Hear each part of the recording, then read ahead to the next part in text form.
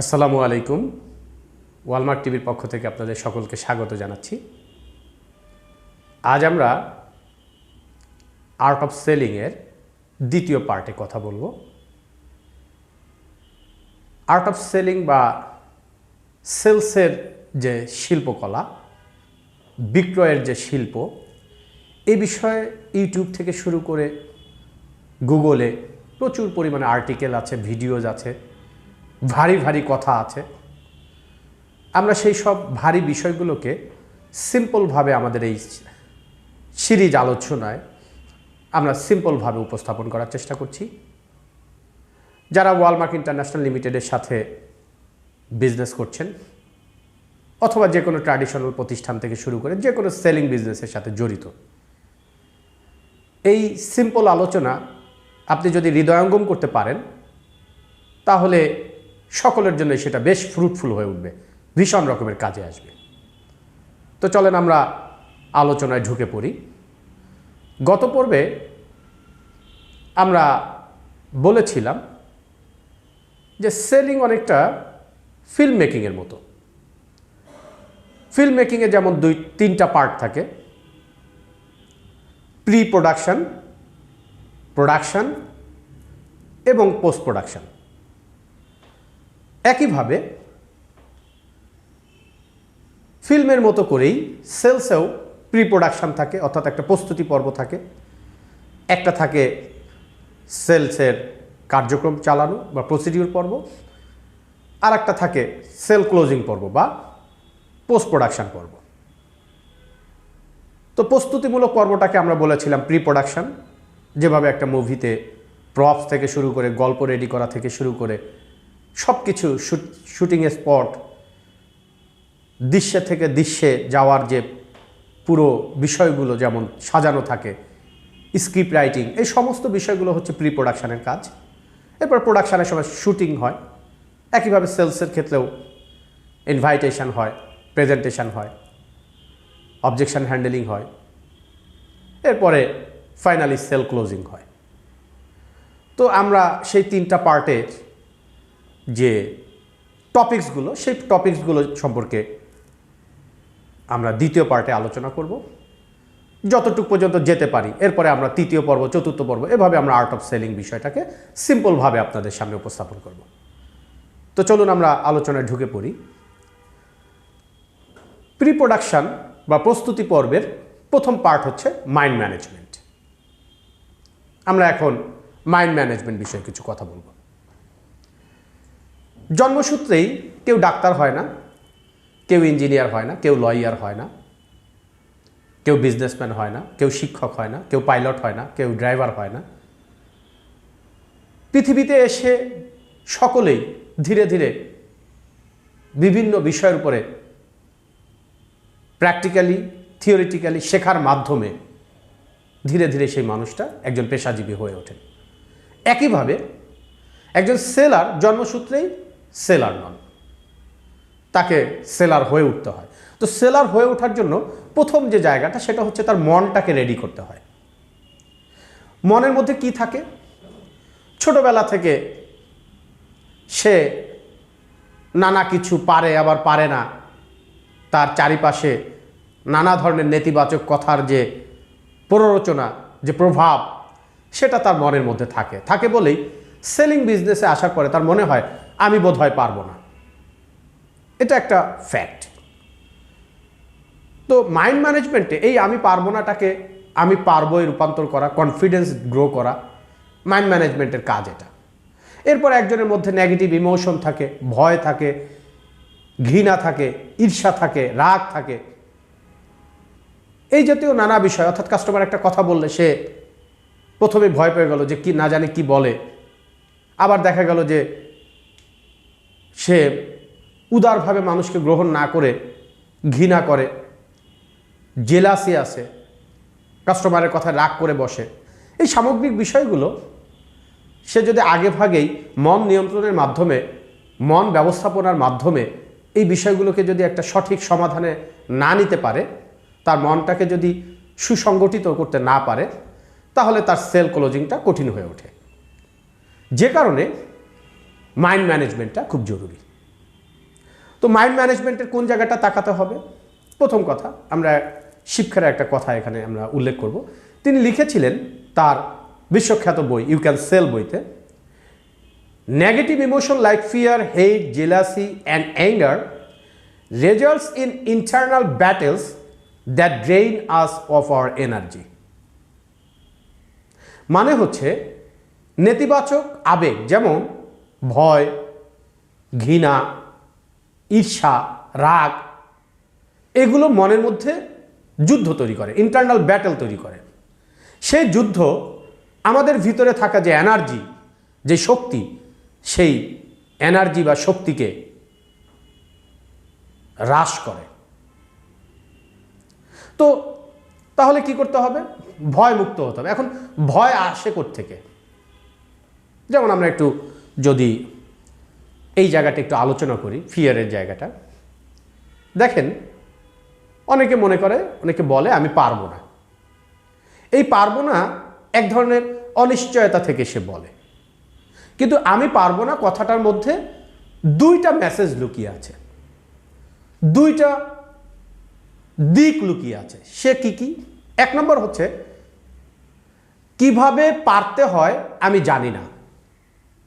তাহলে আমি পারবো নার মধ্যে প্রথমত লুকিয়ে আছে কিভাবে পারতে হয় আমি জানি না, এটা একটা। আর একটা হচ্ছে আমি কাজটা করতেই চাই না, তাই আমি পারবো না।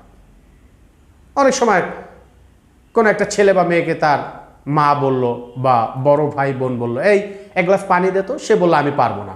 আমি পারবো না মানে আমি এই মুহূর্তে টিভি দেখছি, আমি টিভি দেখা বাদ দিয়ে তোমাকে পানি দিতে ইচ্ছুক নই। তাহলে এক পারবো না মানে হচ্ছে কিভাবে পারতে হয় আমি জানি না, যেখানে নলেজের ঘাটতি থাকলেই আমি পারবো না শব্দটা ফলাফল হিসেবে আসে।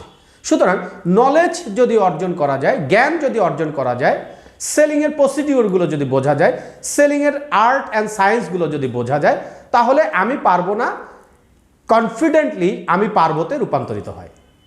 এটা একটা দিক। আর একটা হচ্ছে আমি পারবো না মানে আমি পারতে চাই না বা আমি করতে চাই না, সেটা হচ্ছে দৃষ্টিভঙ্গির সমস্যা। অর্থাৎ সে হয়তো কাজটাকে ছোট করে দেখছে, সে হয়তো কাজটাকে রেসপেক্ট করতে পারছে না, সে হয়তো কাজটাকে মন থেকে গ্রহণ করতে পারছে না, হোয়াট এভার ইট ইজ। সেক্ষেত্রে বুঝতে হবে যে সেলিং এমন একটা প্রফেশন, যেই প্রফেশনের কারণে বৈশ্বিক অর্থনীতির চাকা, একটা দেশ তো বটেই, পুরো বিশ্বের অর্থনীতির চাকা চলমান আছে সেলসের মাধ্যমে। আমরা এর আগে পর্বে সেটা আলোচনা করেছিলাম যে সেলাররা যদি সেল থামিয়ে দেয়, তাহলে সমস্ত শোরুম, দোকান, বিক্রেতার মানে যত জায়গায় প্রোডাক্ট স্টক করা আছে সব জায়গা থেমে যাবে।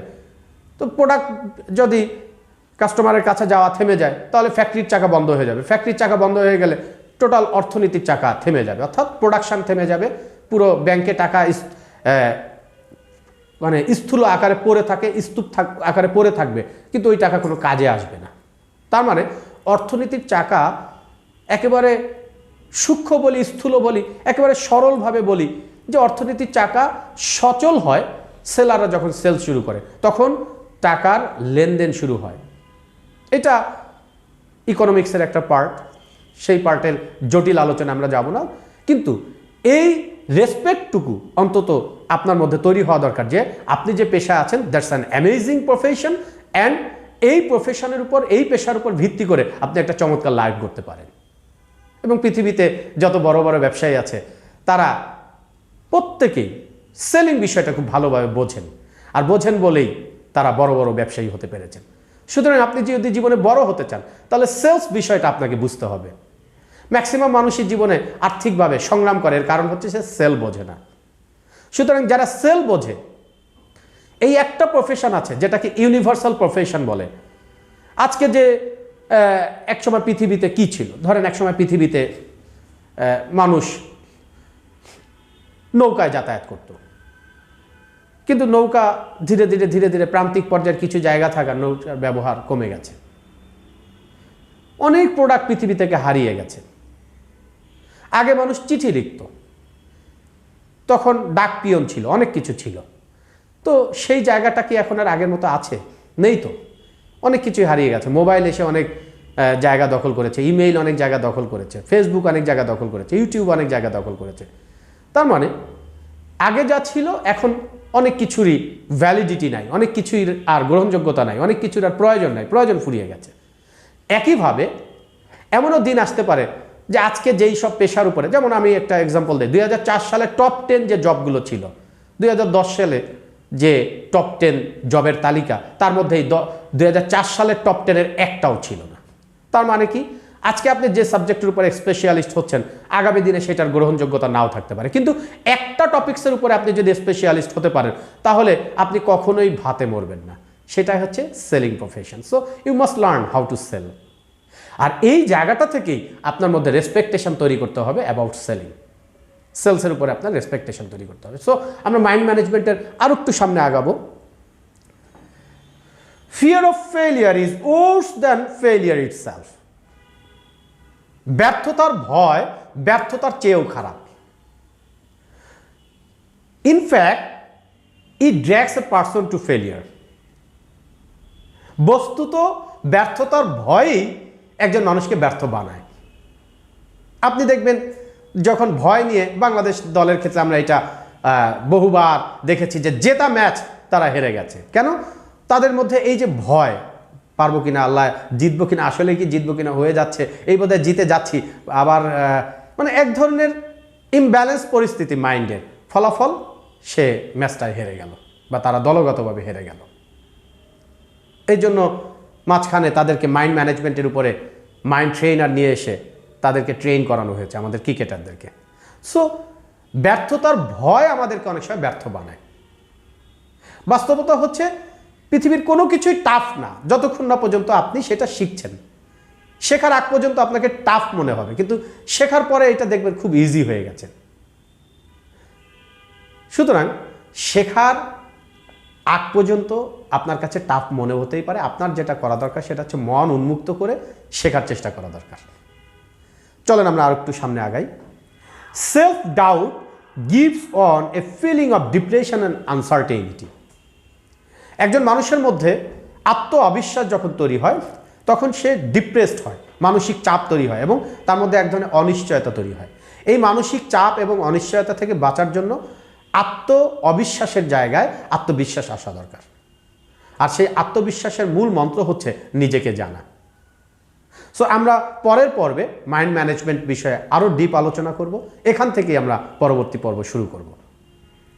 আশা করি এখানে যতটুকু কথা যে ভাষায় যেভাবেই বলা হোক না কেন, আপনি ভীষণ রকমের মনোযোগের সাথে শুনেছেন।